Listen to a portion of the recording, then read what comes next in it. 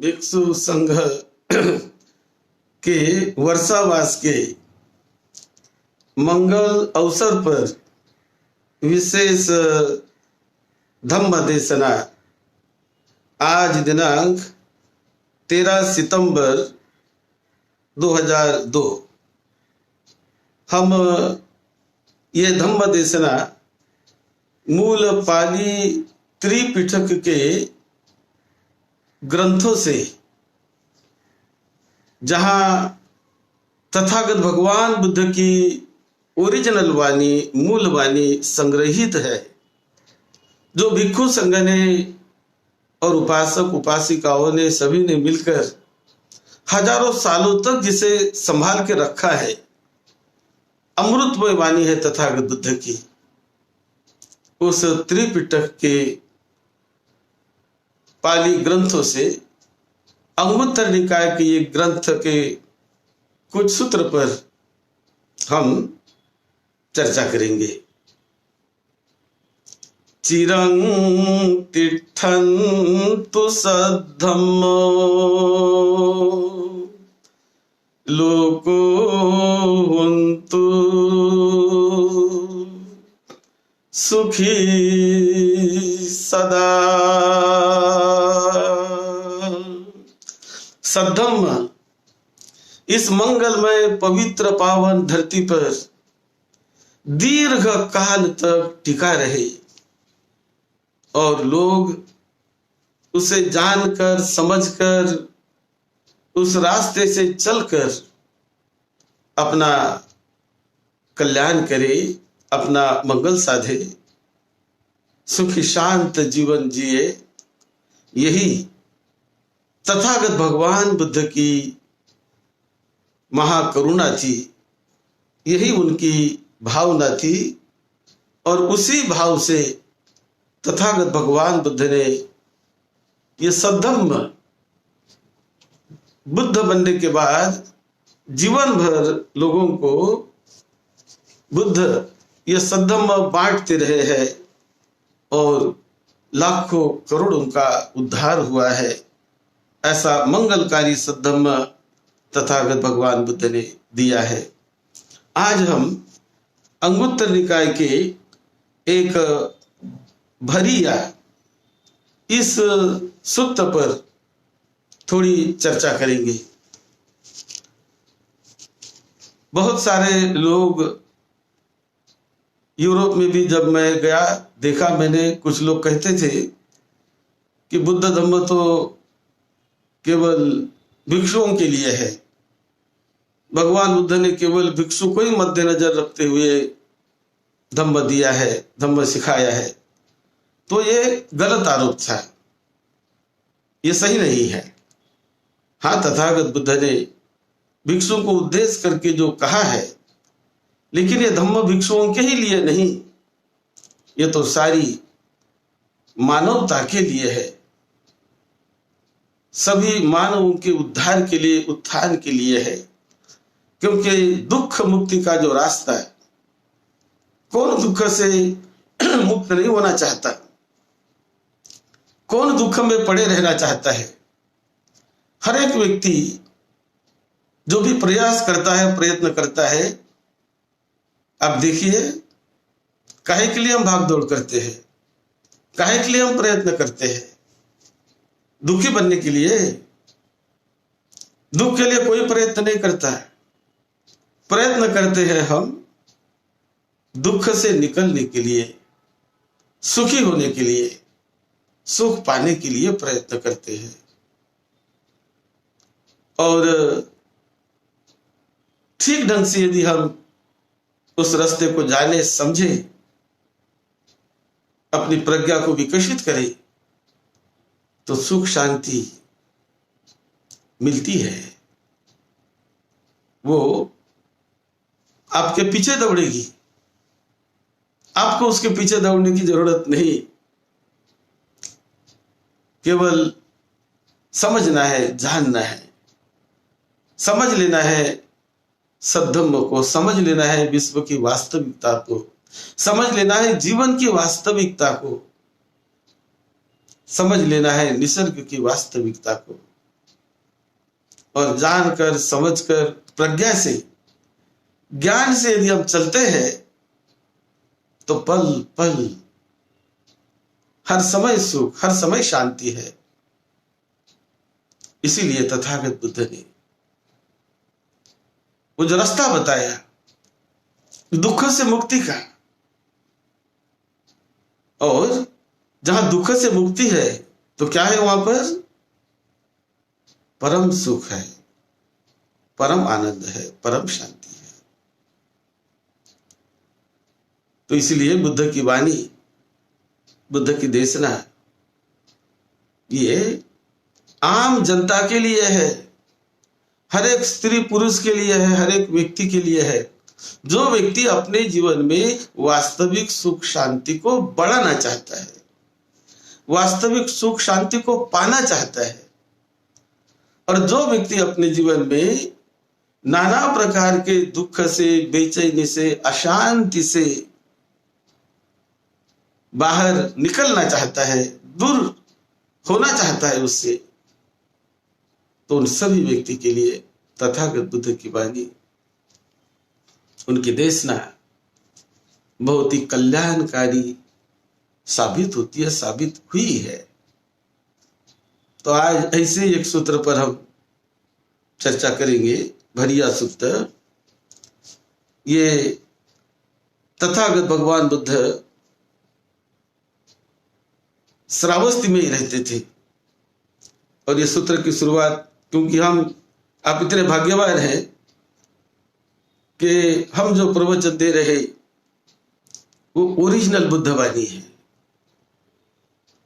कि जो तथागत बुद्ध जिस पाली भाषा में सिखाते रहे, पाली भाषा में बोलते रहे, और जो त्रिपिटक हजारों सालों से पाली भाषा में भिक्खु संघ ने संभाल के रखा, जहां बुद्ध की मूल वाणी संभाली हुई है, और उसी आधार पर त्रिपिटक जो लिखा है उन बुद्ध वाणी पर ही लिखा है, बुद्ध के जीवन पर लिखा है, बुद्ध के मिशन पर लिखा है। तो ये जो पाली भाषा में बुद्ध वाणी सुनने का अवसर जो मिलता है वो बड़ा ही कल्याणकारी, बड़ा ही मंगलकारी होता है। अब उसे समझना, जानना, कितना स्वीकारना, कितना नहीं स्वीकारना, वो तो आपकी स्वतंत्रता है, ये कोई बंधन नहीं, ये कोई किस जोर जबरदस्ती नहीं। कभी तथागत बुद्ध ने जोर जबरदस्ती की बात नहीं सिखाई, बंधन की बात नहीं सिखाई।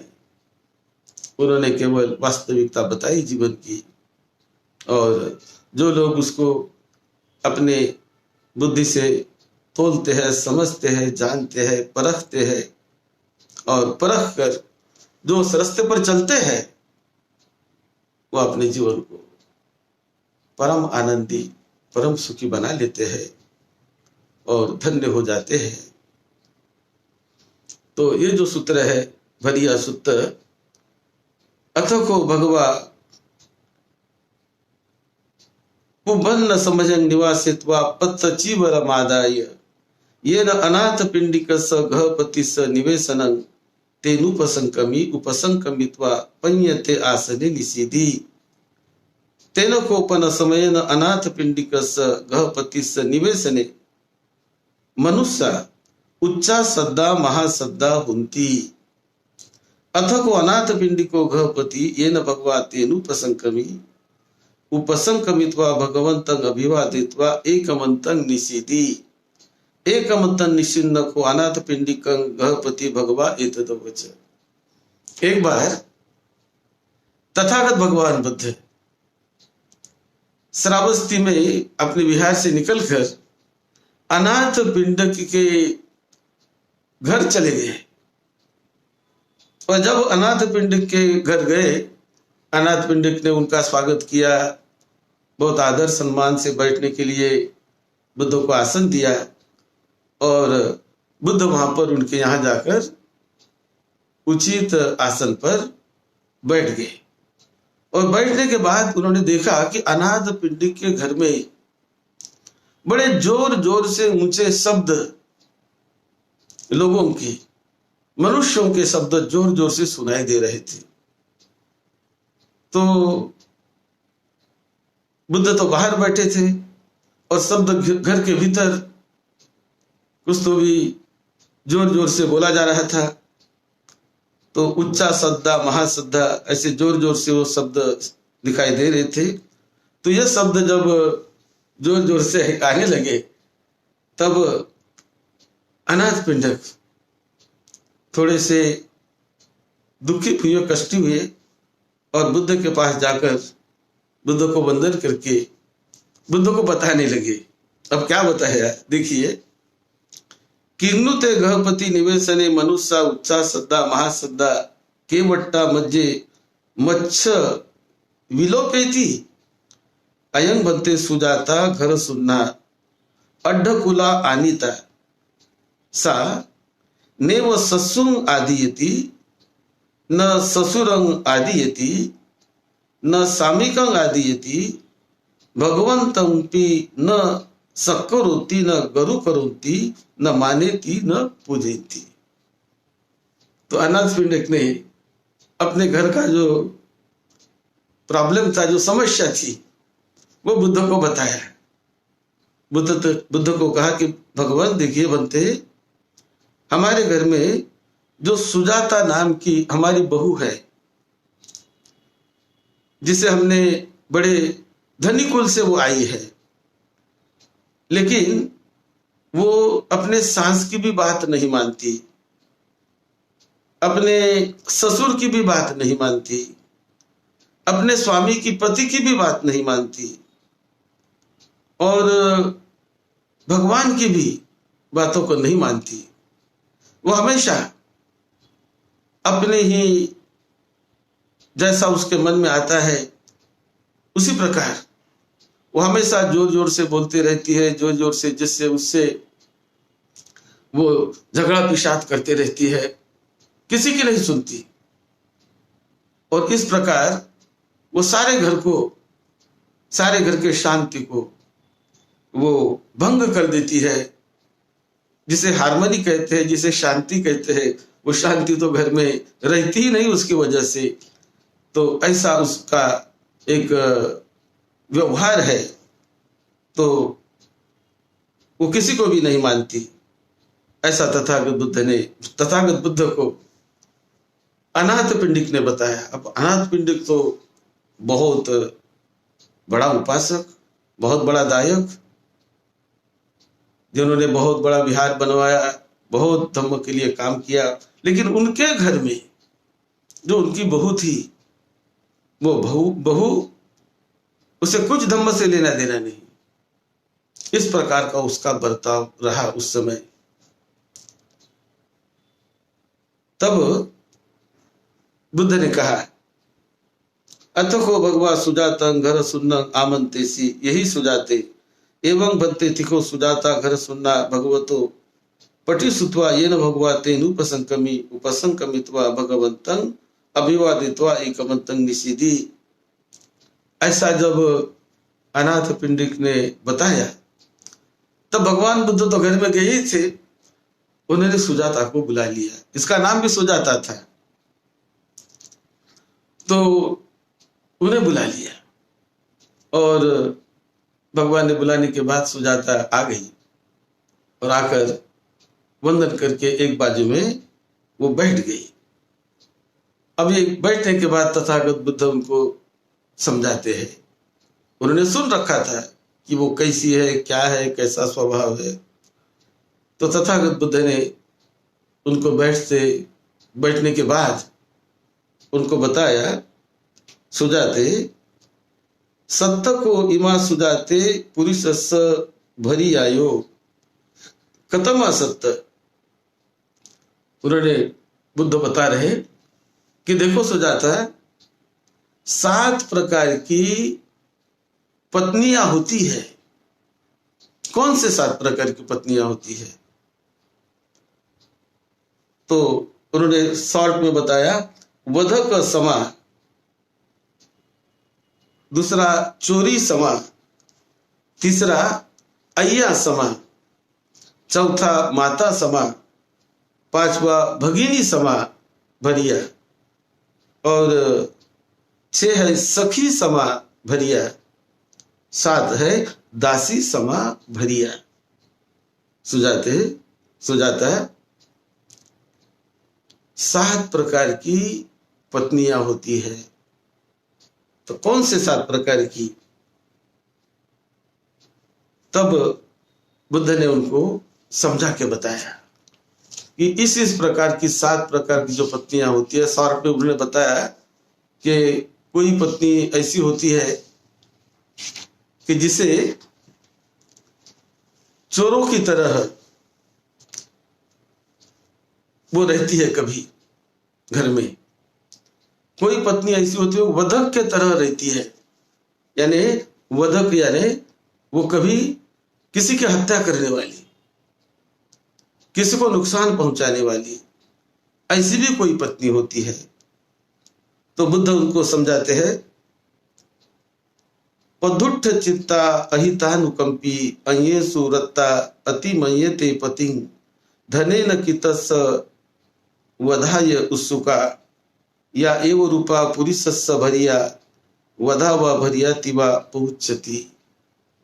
जिसको वधक यानी वध करने वाली, हत्या करने वाली ऐसी जो पत्नी होती है कि वो प्रदुष्ट उनका मन होता है, हमेशा क्रोध, हमेशा दुष्टता उसके मन में, मैत्री नहीं, प्यार नहीं, और किसी की हित की बात वो नहीं करती, हमेशा अहित की बात करती है। जब भी देखो तब टेंशन पे, जब भी देखो तब वो प्रदुष्ट मन बनाए रखती है, हमेशा क्रोध उनके सर पर चढ़ा रहता है। तो ऐसी कुछ पत्नियां होती है। और वो पत्नियां जो उनके पति धन दौलत कमा के लाते हैं तो वो खर्चा करती है, खाती पीती है, उस पर सारा अपना जीवन उस पर ही संभालती है, क्योंकि उसके तो कोई कमाई नहीं होती कोई। उन दिनों की जो प्रथा थी, तो आज तो बहुत कुछ बदल गया है, लेकिन उन दिनों बहुत सारी जो महिलाएं वो घर में ही रहकर घर को संभालती थी। लेकिन घर में रहकर घर को संभालना भी ये बहुत बड़ा अच्छा काम है। सारे घर को मंगलमय बनाना, नंदनमय बनाना, ये पत्नियों के हाथ में होता है। घर की जो प्रमुख स्त्री होती है उनके हाथ में होता है। लेकिन कुछ स्त्री जो क्रोध में डूबी होती है, प्रदुष्ट चित्त की है और शांति की बात कभी नहीं करती, तो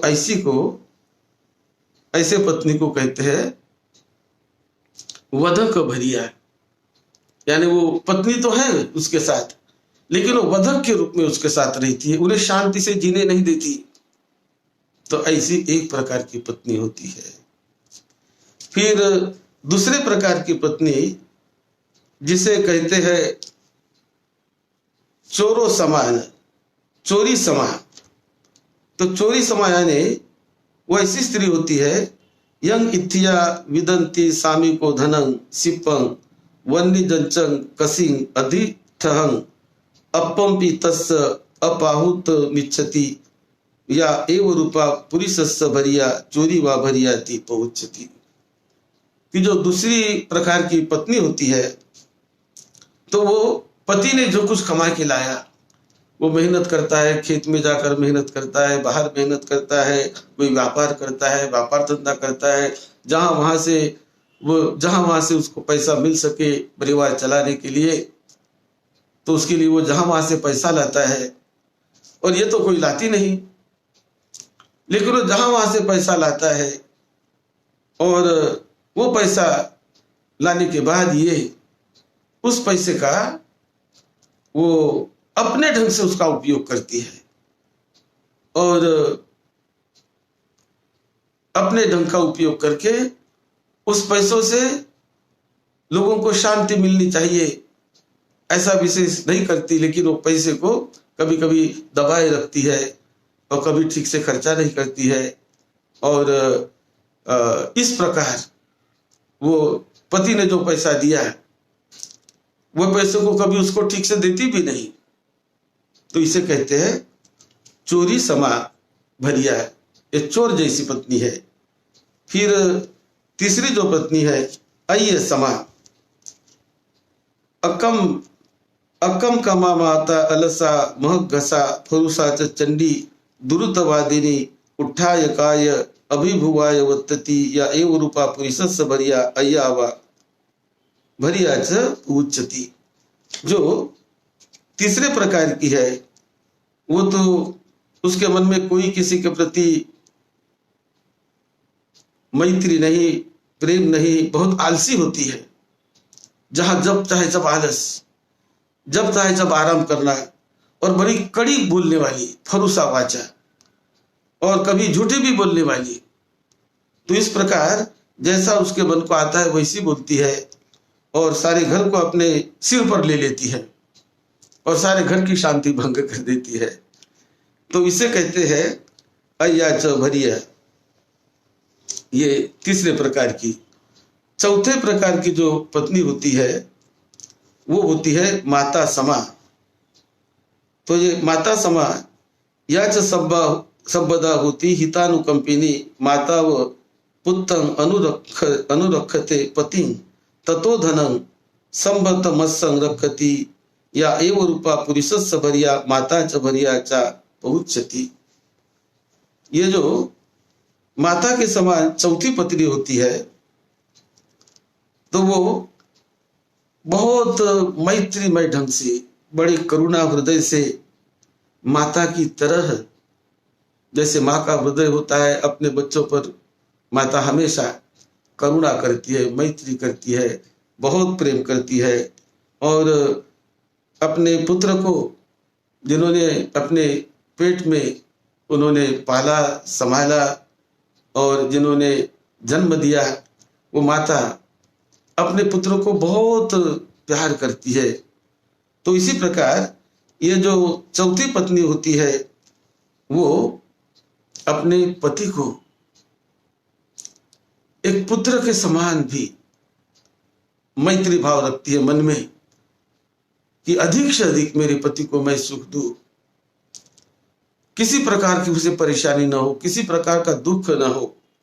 मैं जिस प्रकार माता अपने पुत्र को हमेशा सुखी, आनंदी, प्रसन्न और हमेशा मुस्कुराते हुए, हंसते हुए अपने पुत्र को माता देखना चाहती है, इसी प्रकार ये जो पत्नी होती है चौथी प्रकार की पत्नी तो है, लेकिन फिर भी हृदय इतना उसका महान, इतना बड़ा कि वो अपने पति को एक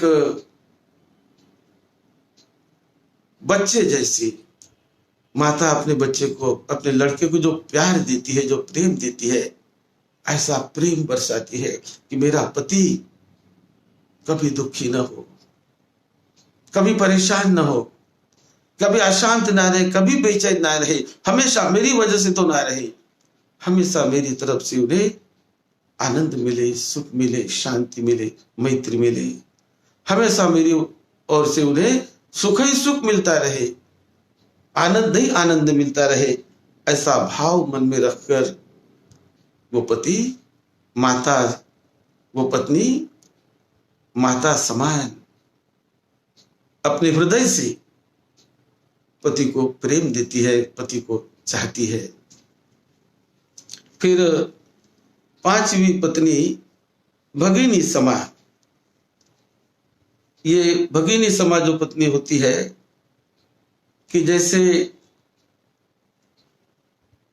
बड़ी बहन अपने छोटे भाई को बहुत प्यार करती है, वो बड़ी होने के कारण अपने भाई को सुख मिले, शांति मिले, उन्हें खाना पीना मिलता रहे, जिन्होंने उनको बचपन से बहुत प्यार किया। तो बड़ी बहन जब छोटे भाई को जैसा प्यार करती है, तो उसी प्रकार एक पत्नी ऐसी होती है कि मेरे पति को मैं भाई जैसा मैं प्यार दूं, मेरा भाई दुखी ना बने, मेरा भाई भूखा ना सोए, मेरे भाई को दुख न हो, कष्ट न हो, ऐसी बड़ी बहन जब अपने भाई के बारे में सोचती है, तो इसी प्रकार ये जो पत्नी होती है उसे कहते हैं भगिनी समा पत्नी। फिर छठी पत्नी होती है, उसे कहते हैं सखी समा पत्नी। सखी यानी मित्र जैसी, कि जैसे मित्र को एक दूसरे से मिलने के बाद जो आनंद आता है, बड़े प्यार से मित्र एक दूसरे से मिलते हैं। जो कल्याणकारी मित्र होते हैं, वो कल्याणकारी मित्र एक दूसरे को सुख देना चाहते हैं, एक दूसरे के हित की, सुख की बात करते हैं, कभी किसी को परेशान नहीं देखते। यदि मित्र दिक्कत में हो, परेशानी में हो, कष्ट में हो, तो मित्र मित्र को मदद करते हैं, उसे तो मित्रता कहते हैं ना। तो ये जो छठी पत्नी होती है वो सखी समान, यानी सहेली के समान, जैसे वो पत्नी की कोई सहेली होती है। कभी कोई क्लासमेट है किसी की, तो कभी एक ही मोहल्ले में रहने वाली दो लड़कियां, एक गांव में कभी रहने वाली दो लड़कियां, जो एक दूसरे की बड़ी मैत्रीण होती है, जिसे सखी कहते हैं। तो ये एक दूसरे के हित सुख की बात करती है और मिलजुल कर रहती है।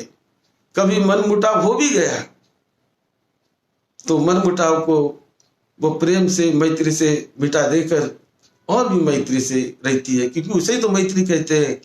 तो सखी समा, कि जैसे कोई स्त्री, कोई महिला अपने सखी के साथ, अपने मैत्रीण के साथ जिस हृदय से रहती है, जिस व्यवहार से रहती है, ऐसी ही ये छठी पत्नी अपने पति से वो हृदय बनाए रखती है। पत्नी तो है उसकी, लेकिन हृदय बनाए रखती है कि जैसे मैत्री की तरह, मित्र की तरह हम दोनों रहे।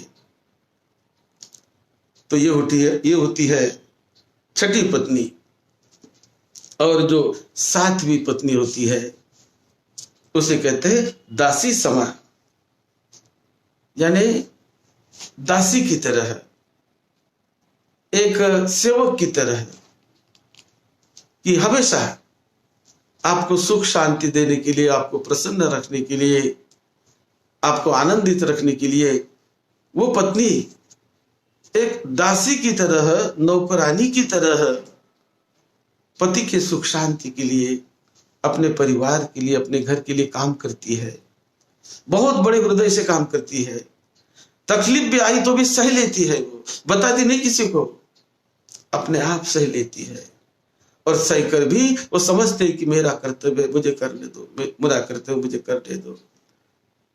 तो कभी कभी देरी तक वो जागते रहती है, सभी के सोने के बाद वो सोती है, सबके पहले वो उठ जाती है और सबके पहले उठकर घर की देखभाल करती है। झाड़ू लगाना, घर की देखभाल करना, घर को संवारना, और रात में भी सारा घर का काम धाम करके देरी तक सोती है। तो अपने आप को वो मालकिन नहीं समझती, तो अपने आप को एक दासी की तरह समझने वाली भी पत्नी है। तो इस प्रकार दुनिया में ये 7 प्रकार की पत्नियां होती है। सुजाता, आप इनमें से कौन सी है, कौन सी रहना पसंद करोगी?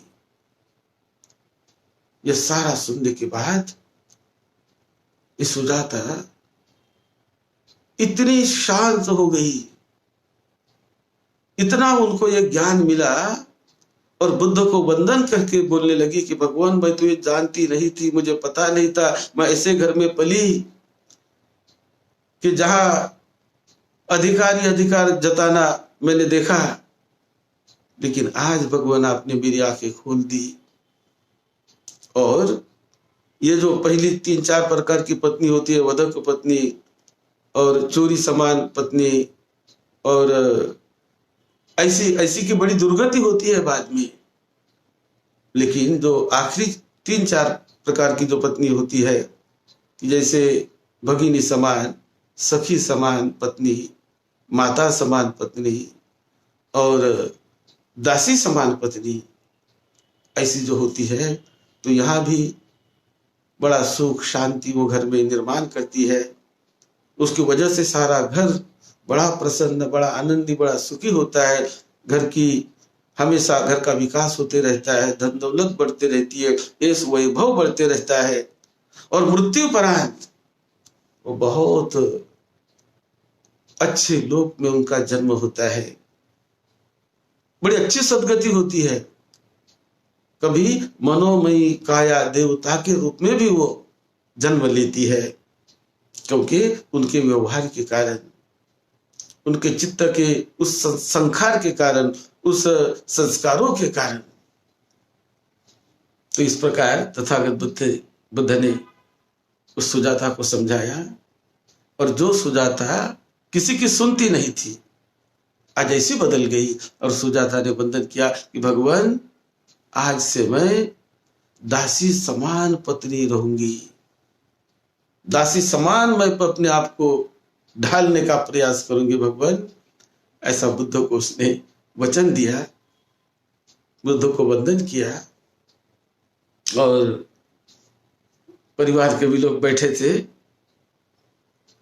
इतना सुखी शांत उनका परिवार ये बुद्ध के देशना से, बुद्ध के वाणी से बन गया। जो घर में अशांति थी, हमेशा झगड़ा पेशाद,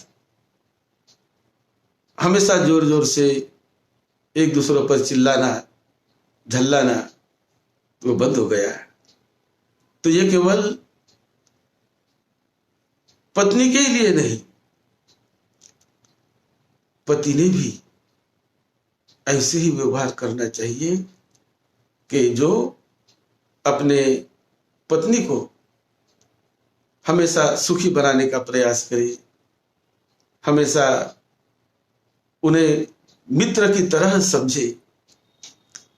और आज तो हम देखते हैं, आज का जो समय है, इस सही में आज के समय में पति पत्नी को, उस समय तो उतना अधिकार नहीं था पत्नी को, वो तो 2000 500-600 साल पहले का समय था।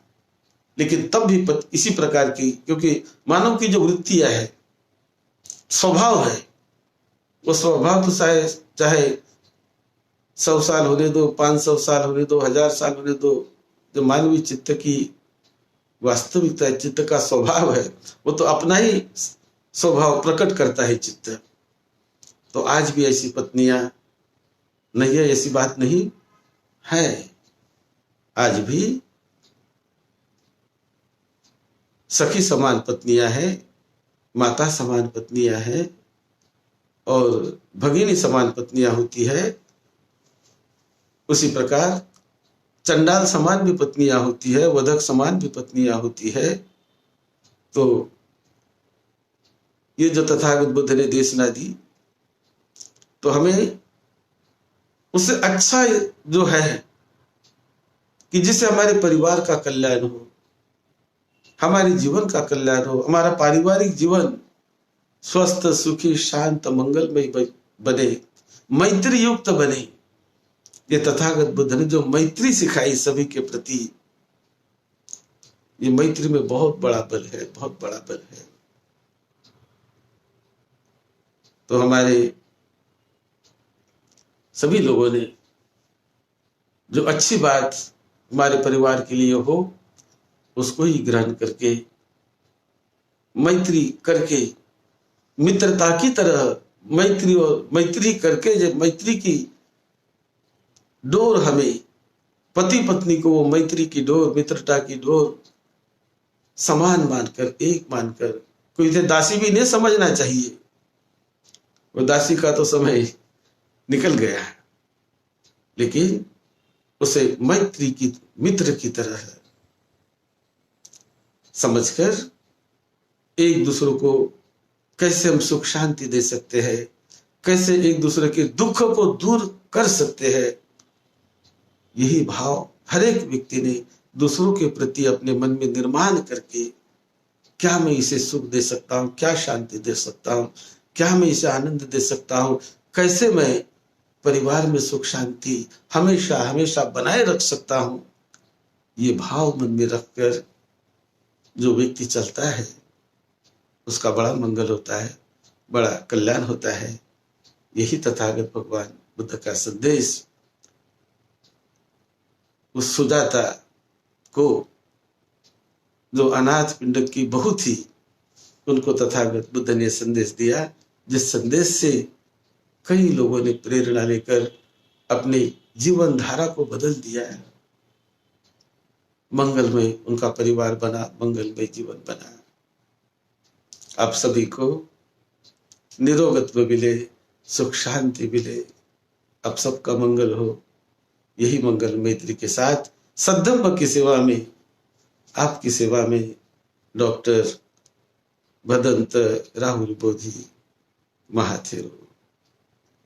आप हमारे चैनल पर जाकर, हमारा चैनल है यूट्यूब में जाकर डॉक्टर भदंत राहुल बोधी के नाम सर्च करिए और वहां तथागत बुद्ध की ऐसी अनमोल वाणी, एक नहीं उनके ओरिजिनल कई प्रवचन वहां संग्रहित है।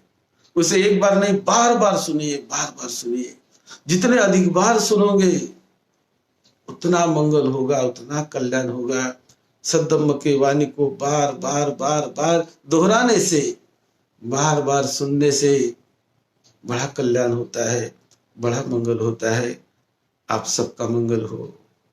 बार बार सुनिए उसको, शेयर करिए, लोगों को सब्सक्राइब भी करिए। धम्म के अंग बनिए, धम्म से जुड़कर जीना सीखिए। बहुत कल्याण होगा आपका, बहुत मंगल होगा जीवन, बहुत मंगल।